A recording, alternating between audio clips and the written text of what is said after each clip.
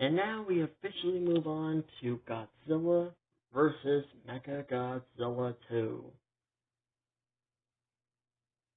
Now, in order for Mechagodzilla 2 to actually exist, I think there should be a first Mechagodzilla in this universe.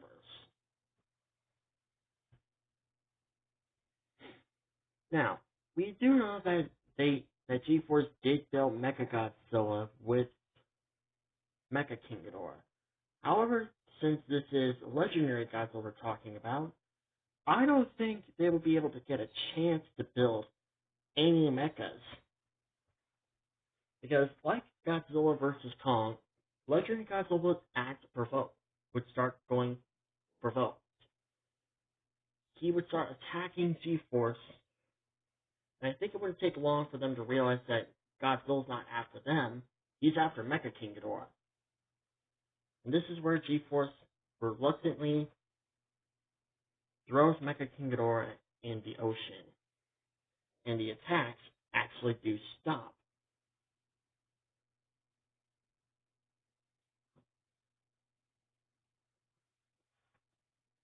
And we can definitely see Godzilla holding a really deep grudge against this King Ghidorah, where the MonsterVerse King Ghidorah didn't actually leave a severe injury on Godzilla. Like, we could say that, like, there's like a gigantic scar on the side, on the left side or the right side of Godzilla, and Godzilla holds a deep grudge against King Ghidorah and Mecha King Ghidorah. So he doesn't want the humans to do anything with Mecha King Ghidorah.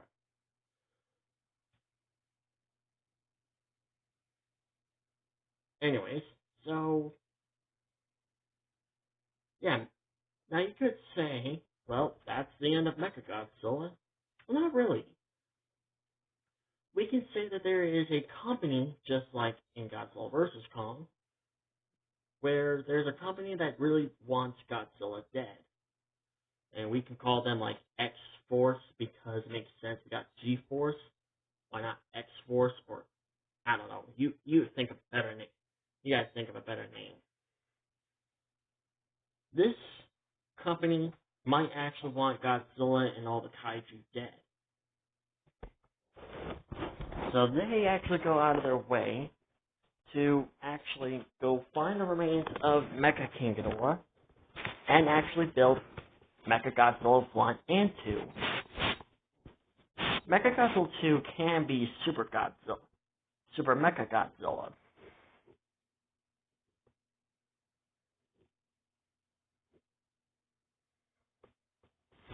We can say the first Mechagodzilla gets destroyed by Godzilla in their first encounter.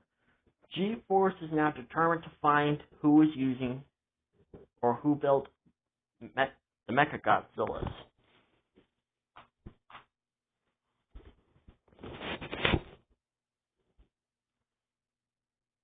And now we can say that Godzilla is going back being provoked again.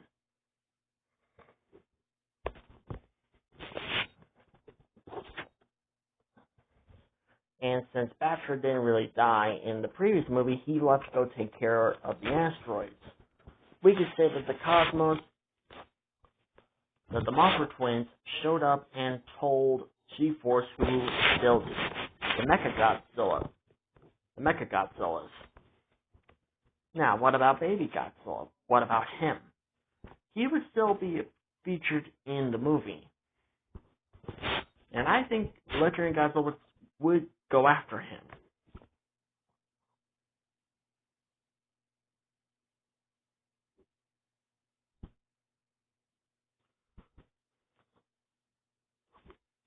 With the intent of raising him. And we still would get that fight scene in between Godzilla and Rodan in the actual movie.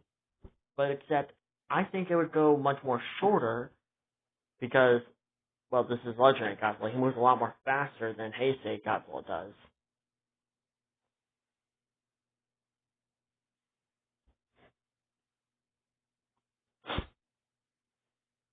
And after destroying Mechagodzilla 1, X-Force, or the company that wants to kill Godzilla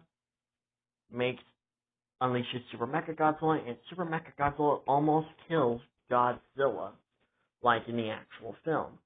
And like in the actual film, Rodan sacrifices himself for Godzilla and gives him a power-up. Except this power-up would kind of be like Fire Godzilla. This is where he changes from his 1954 design to immediately the 2019/2021 design. And he would gain the Red Spiral Ray Atomic Breath, like Heisei did in the previous movie. Like in the actual movie. And he would immediately destroy Mechagodzilla, Super Mechagodzilla, and win. And I do think he would still take the baby Godzilla with him, or Godzilla Jr. He would still take Godzilla Jr. with him. So in the end, the film would play out somewhat similar, but at the same time not really similar to the actual film.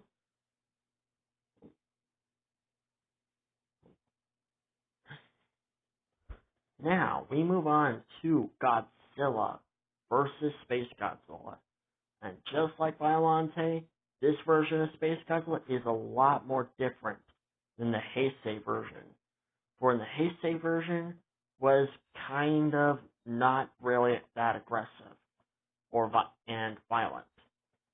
Where this version of Space Godzilla is a flat-out menace.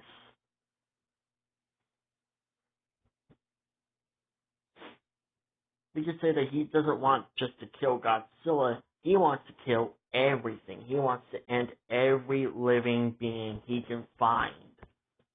This version of Space Godzilla would 100% be more dangerous than the Heisei version.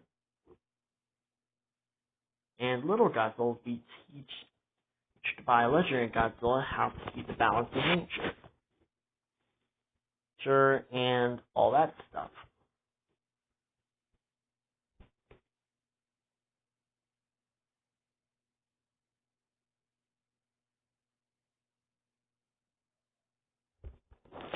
So yeah, it's basically this version of Space Godzilla, legendary Space Godzilla, would be more dangerous, more violent, and more aggressive, and a lot more terrifying than the Heisei version.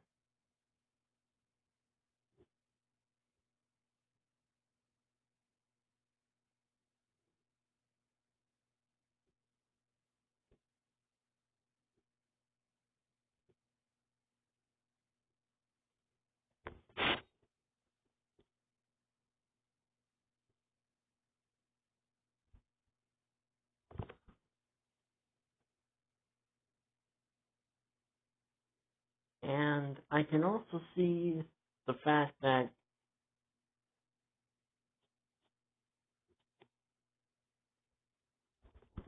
the Oxygen Destroyer would probably be used in this time, in this movie, because, well,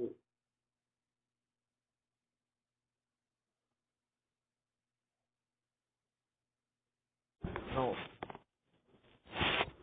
I don't think that the 1954 incident would have actually never happened. Because, again, this is legendary Godzilla, so we can say in Return of Godzilla, that's the first time humanity actually saw Godzilla for the very first time.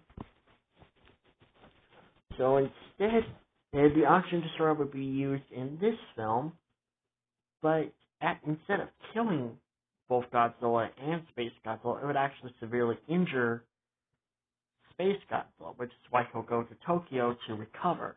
He'll go to Tokyo and seek out a huge amount of energy to heal himself.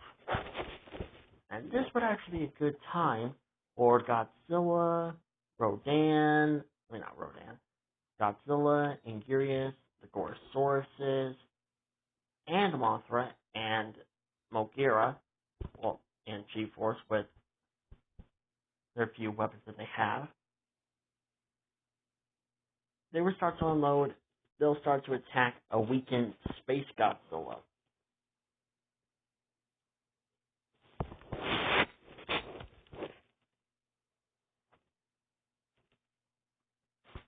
and Godzilla would use the red spot ray atomic breath as usual to kill Space Godzilla.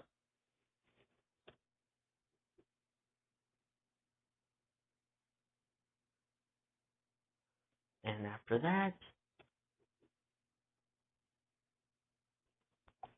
after that, basically, Godzilla goes back to the island with some of the monsters and gets greeted by Little Godzilla. So, the good part of the movie of Godzilla vs. Space Godzilla would still play out the same, but very different at the same time. And don't worry, we're going to get to the last and final part of What If Legendary Godzilla was in the Heisei universe. And after that, I will wait until we get the last episodes of Monarch Legacy of Monsters and Godzilla X Kong The New Empire. Or if you want, I could get started right away. It depends on you guys in the comments below. So stay tuned for the last part of What If Legendary Godzilla was in the Heisei universe. See you guys in the next part.